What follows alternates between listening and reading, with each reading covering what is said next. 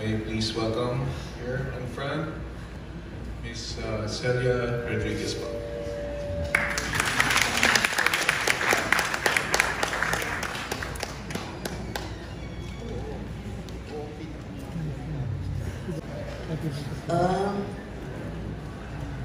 Sabihin naman ni Guy, nagka-green ako. Alam niya gusto ko ang green. Ayaw naman niya green kasi ano raw, leaves. Gusto niya flowers. Anyway, to the family and to all those who are here tonight, I would like to read a poem. And I know you will love this. Some of you siguro you have seen this in FP, but I would like to repeat it because it's really for my beloved family and my beloved family of Guy, who are all just like my children and the grandchildren, and each and every one of you tonight who are grieving and unbelieving that the greatest artist that ever has been in our country is gone. Please listen. Grief is not an emotion. It is unraveling. It's the space where something once lived, but is now gone, leaving behind a hollow ache where love once resided. In the beginning, it feels like a wound that will never close. But over time, the raw edges begin to bend. The pain softens to the imprint remains of quiet reminder of what was once. The truth is, you never truly move on. You move with it. The love you had does not disappear. It transforms. It lingers in the echoes of laughter and the warmth of old memories, the silent moments. Will you still reach for what is no longer there? And that's okay. Grief is not a burden to be hidden. It is not a weakness to be ashamed of. It is the deepest proof that love existed, that something beautiful once touched your life. So let yourself feel it. Let yourself mourn. Let yourself remember there's no timeline, no right way to grieve. Some days will be heavy and others will feel lighter. Some moments will bring unexpected waves of sadness, while others will feel your gratitude for the love you were lucky enough to experience. Honor your grief, for it is sacred. It is a testament dipped in your heart, and in time, through the pain, will find healing. Not because you have forgotten, but because you have learned how to carry both love and loss together. Thank you very much.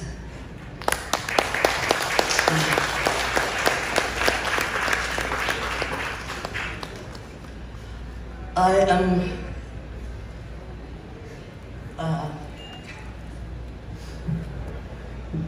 hirap talaga matanda na. Diba? I think I'm one of those Bicolanas who had a lot of movies made with Guy and also teleseries. I fully remember, I will take the rest of the night if I tell you everything that happened between us with movies and teleseries.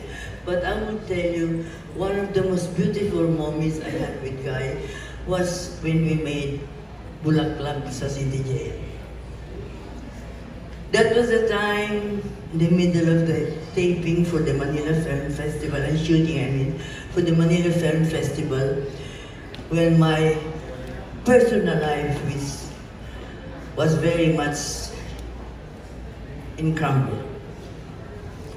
My first personal life was such a mess that I would like to stop shooting and just leave this country. In other words, ang gulo ng buhay ko na. Bata pa kasi ako, laging puso ang ginagamit at hindi ang utak. Assuming may utak ako noon. Ngayon, I cannot tell my parents about my life because that's another story. I cannot tell my children because they're still small. Among the cast, dami naming cast, we're surrounded by beautiful, fantastic, artistic actresses made by Cherico Barubias, whose daughter is here tonight. Asan ba siya, no? Ni Guy, ni Cherico Barubias.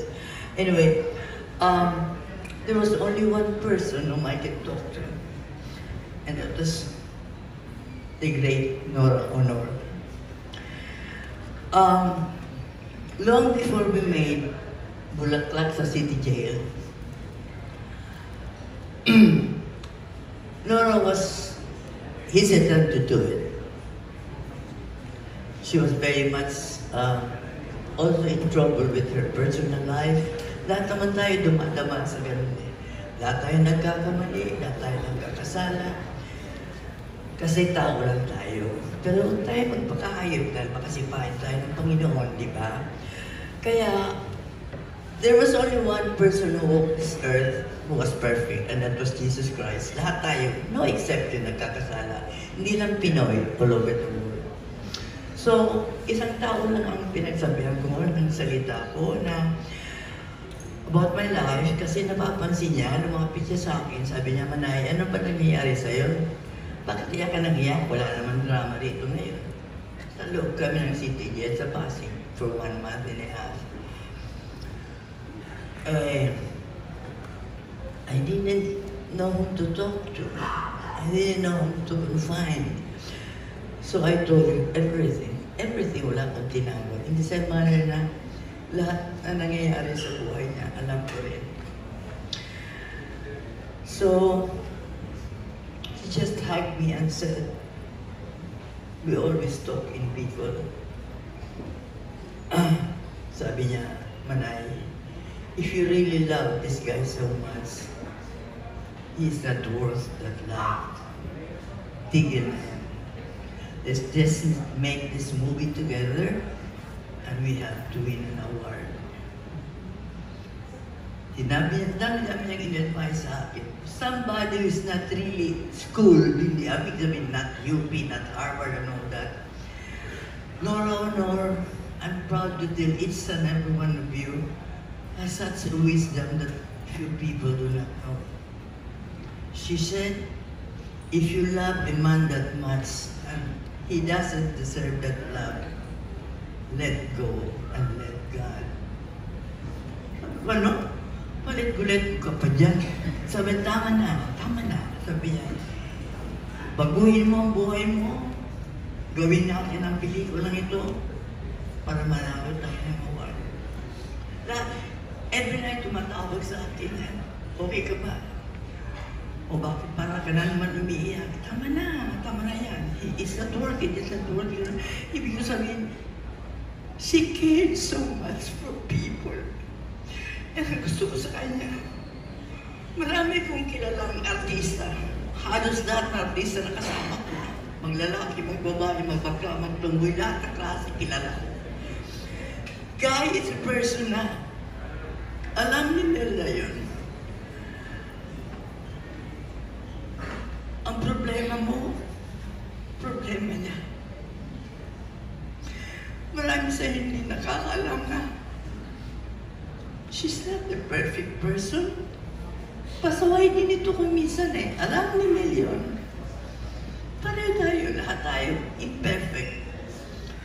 Pero natatakpan ang pagka-imperfect niya sa kabutihan ginagawa niya sa kapwa. Hindi niyo alam, si Guy ay hindi showbiz. She's the only actress to this day na nanalo ng ganitong award. Honored by the whole world, millions and millions of Filipinos. Pero hindi niyo alam, taong-tao siya. Tunay na tao. Marami niyang natulungan ay pinangako ko sa kanya, hindi ko sasabihin, but sorry. I call her Nini. You understand me lang, ibig sabihin ng Nini. Nini, I'm sorry, hindi ko pwedeng taguin ito. Pero napakarami ang tinulungan tao na showbiz, outside showbiz, na hindi niyo alam. Hindi niya kasi pinaalam sa mga presito. Mga artistang pumupunta sa kanya, humingi ng tulong. Hindi tulong na pinansyal, hindi tulong na pagkain o kung mga ano, kundi just your presence. When I say tulong, hindi nangangahulugan material things. She believes that you can change a person's life by just a hug, a pat on the back, a little embrace, and just your very presence. And Guy is like that. Hindi siya katulad ng ibang kilala kong artistang tutulong sa mga tao sa tondo kung saan-saan. Pero isang trackload ng press naman ang kasama. That is not helping people, that's publicity. Si Guy hindi. Tumutulong siya ng buong puso. Naalala ko nung kalagitnaan ng COVID, may lumapit sa akin isang press people. This was about 3-4 years ago, yung COVID. Sabi niya, alam mo, Manay, kami mga press people, marami rin artista na walang pelikula, naghihirap, singers all over the world. Talagang affected masyado ng COVID. Anyway, sabi niya, lalo na kami mga press people, sarado mga publications, wala talaga kami mga hanap buhay. All of a sudden, tumawag si Guy. Sabi niya, tawagin mo lahat ng mga press na walang pera at walang trabaho. Magkita-kita tayo. Sabi daw sa kanya, nang magkita sila, ito ang pera, namudmud na naman si Nora Honor. Hindi niyo alam to. Sabi ko, nung makausap ko siya, ano naman ito, nabalita ako na mulmul ka ng pera. Sabi niya kasi, Manay, nagkaroon ng malaking pera. Iniisip ko yung taong mga tumulong sa akin. Wala makain. Walang mabiling gamot. Bibigas o laban, pinaalis, pinuputulan ng milang ko, pinaalis sa apartment. Paano naman ang pagkakaroon ng kaligayahan ko ng mga taong tumulong sa akin? Yung walang makain. Ano yung ginawa mo? Ayun. Halos ubos yung pera ko. Eh kung ikaw naman maubusan, alam mo, sagot niya sa akin, shock me. For somebody who is a national artist award, he told me this. Manay, kaya kong umuwi sa Bicol, sa Iriga, magtinda ulit ng tubig sa train. Anong kalukuhan ka ko yan?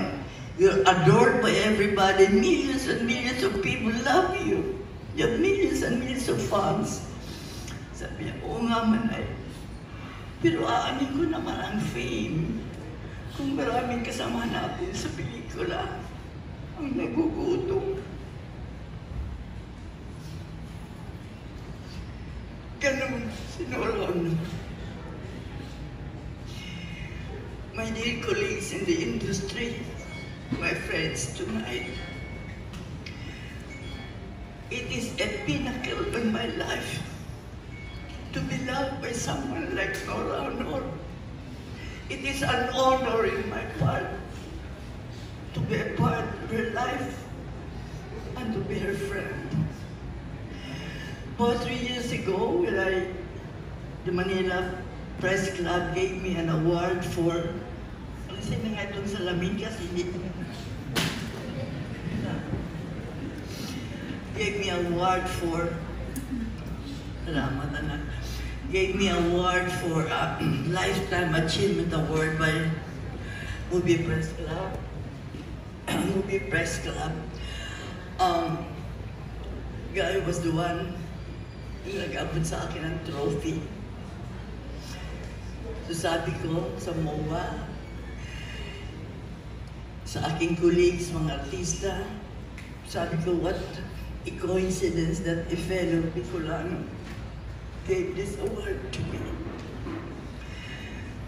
Nagsalita siya.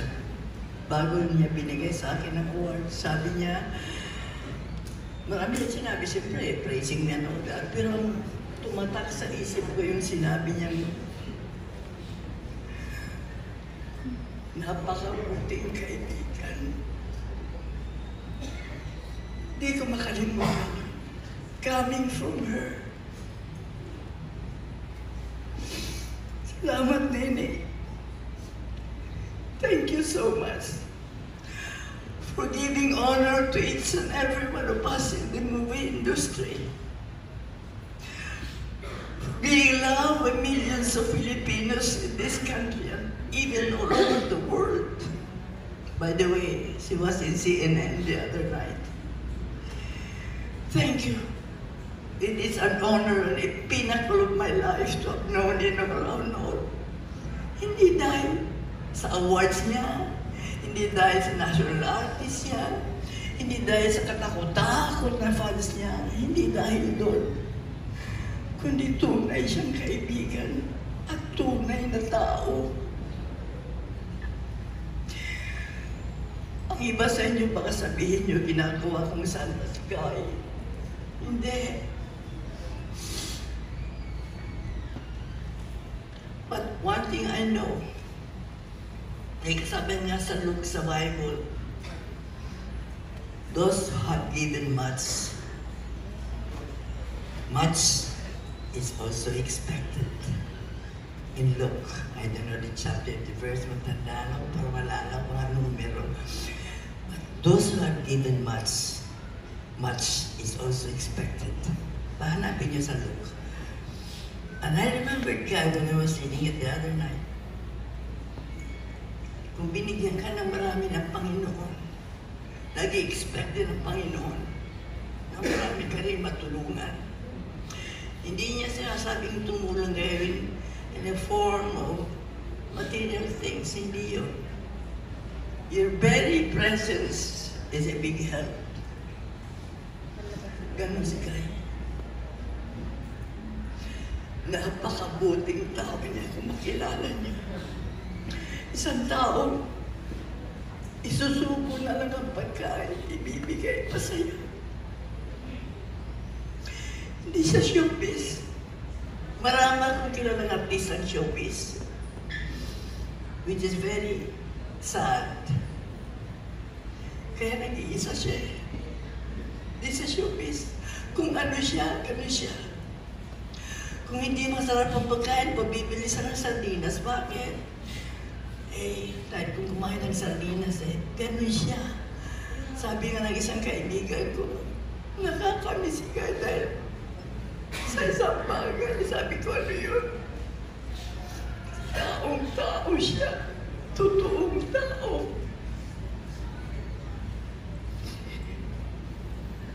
Malungkot ako dahil walang tatawag na lang. Okay ka lang manay. Sabi ko, okay lang ako. Well, I lost my daughter and she was the one who kept on calling and calling. Pambihirang kaibigan. Sa mga anak niya, sa mga apo niya, sa mga tao nagmamahal sa kanya. Pinagmamalaki ko sa inyong lahat na mayroon tayo in our midst, not only the movie industry, na isang Nora Honor na hindi lang sikat, hindi lang maraming award, hindi lang National Artist Awardee, kundi isang taong tunay na kaibigan.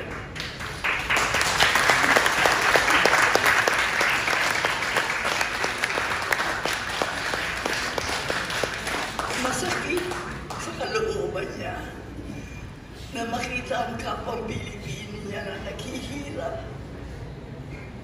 Walang makain, walang medicine, walang bigas. Masakit yan. Yan ang hindi alam na maraming tao. Napakasakit. Kinalulog sabihin sa inyo na sa ngayon, wala pang susunod kay Nora Honor. Yes. Wala.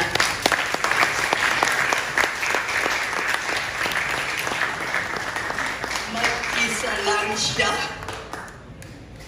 At yung gustong pumalit sa kanya, you will fail. Dahil siya ay tunay na tao.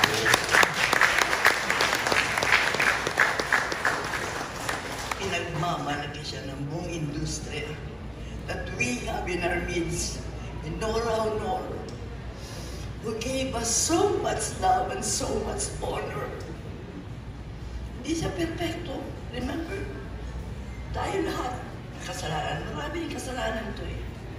Lahat tayo makasalanan. Pero natatakpan ang kasalanan niya sa kabuti ang ginagawa niya sa kapwa.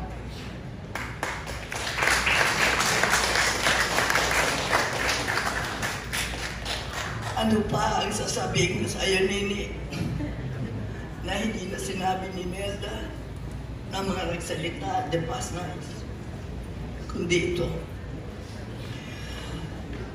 Godspeed, Miss Nora Honor, Ate Guy to some, Nini to me. I know you have found in your place in your life. Enjoy it and sing with the angels.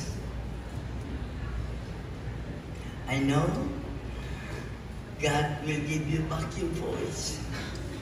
Sing with the angels. Show them that melodious voice that you alone possess. Huwag ka lang kumanta ng ani patong bakal, ha? Magagalit ang mga angels, baka maglipad. Huwag kang kumanta ng bongga kaday. Huwag kang kakanta ng ganon. Baka magalit ang mga angels. Ganon kami magbiruan. Minsan tumatawa, minsan umiiyak, minsan tumatawa. Parang may mga timan. Pero tao kasi kami, hindi kami showbiz. Pag sabi ng kamerang God, tao kami. Pag sabi ng camera action, iba kami. Bago ako magtapos, sabihin ko ito sa iyo. Sa daming pelikulang ginawa ko sa kanya, sa daming teleserye, sa daming pelikulang ginawa ko sa ibang artista rin na gumagaya sa kanya, kunyari. Hindi pwede. Iisa lang si Nora Honor. Wala nang pangalawa.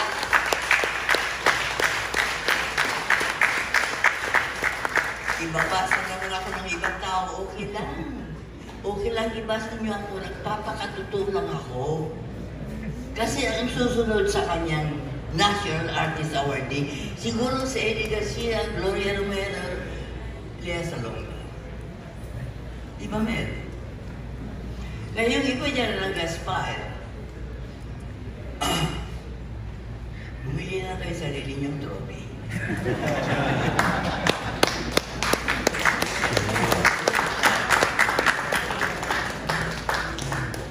Galit sa akin, eh, ano ba yun? Galit ka. Basta para sa akin. So you can even, not even a second, 12 feet. No way. No way.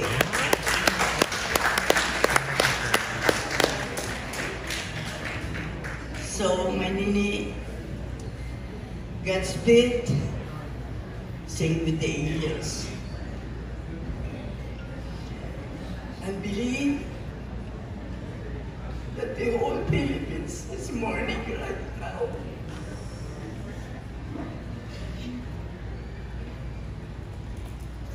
I'm very sorry, my friends, if I get so emotional. Kung may magsasabi sa akin na meron pang isang Nora, siguro hindi ko ganito. Isa lang alam kong susunod sa yapak niya. Yung matulungin. Hindi tutulong dahil may press.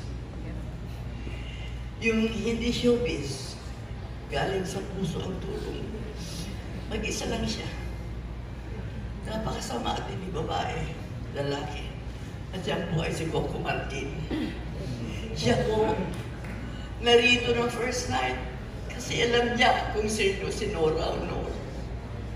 Siya po ang susunod. Kaya lang lalaki. Gusto ko sana ay babae. Wala akong makita.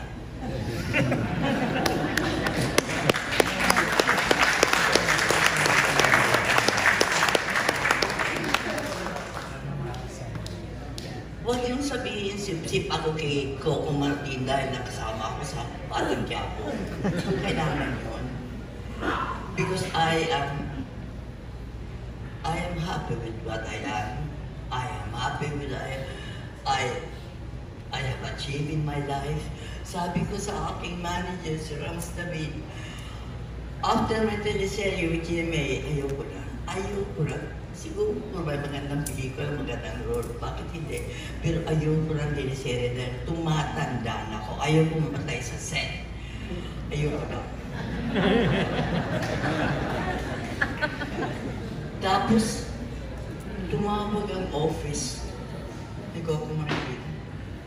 I've known Coco, not personally, yet, kung siya nakilala, but I've known his humanitarian work. Yung napakalaking tulong niya sa industriya. Minsan nagtataka ko, bakit number one ang Batang Quiapo? Puro naman karamihan, gurang ang tao doon. Alam ba niyo kung bakit? Dahil alam ng Panginoon kung sino si Coco Martin. Alam ng Panginoon na ginagamit si Coco para tumulong sa mga taong may ayaw ng tingnan ng producer. Mga taong kailangan siya. Para sa akin, when it comes to helping actors and people outside the movie industry, yan ay si Coco Martin. Hindi ako sumisipit dahil hindi ko kailangan. Sinasabi ko lang sa inyo na what's up for another Fernando Paul, for another Nora Honor. Pero isa dahil siya lang ang babae puro itong lalaki sinasabi ko what's up for Coco Martin. Di sabihin yung sip-sip ako, wala akong pakialam na hindi totoo yan. Pero, I salute Coco Martin for doing this to all actors and actresses. Pumupunta pa yan sa mga probinsya na may sakit na artista kung may sakit para matulungan. Hindi siya nag-aatubiling bigyan ng isang buhay ng isang artista na naghihingalo na dahil di walang bayad sa tricycle para pumunta sa clinic. And here comes Coco Martin, helping each and every one of those who are no longer important in the industry. Saludo ako sa kanya.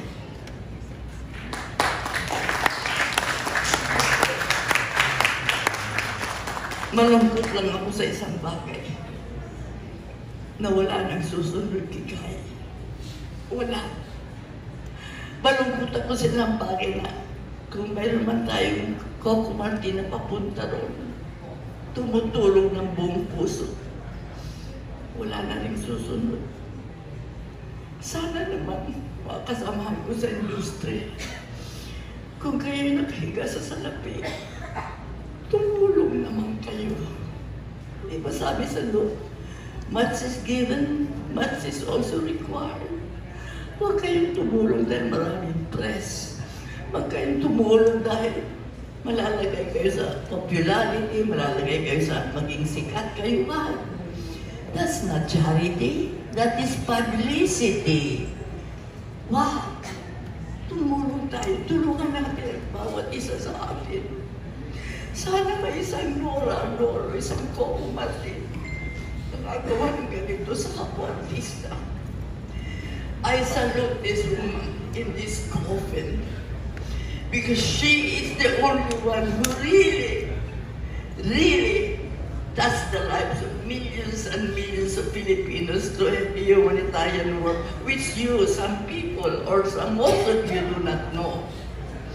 Ayaw niya kasing parang mga artistang recipient to her help. Siya ang artistang nung sikat na sikat pa siya. Di siya bumibili ng mga mansyon. Di siya bumibili ng mga 10,000 mga Hermes bar. Mga diamonds and all that. Hindi. Hindi siya ganon. Mas gusto pa niyang tumulong kaysa bumili ng bag na wala namang value na hindi naman makakatulong sa kapwa. Mga artistang katulad ko, na nakahiga sa salapi, alam niyo kung sino kayo. Tumulong kayo.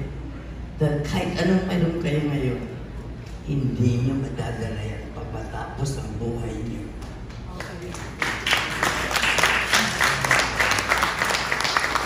She knows that.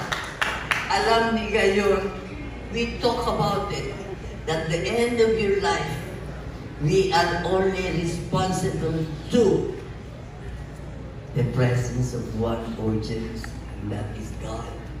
She knows that.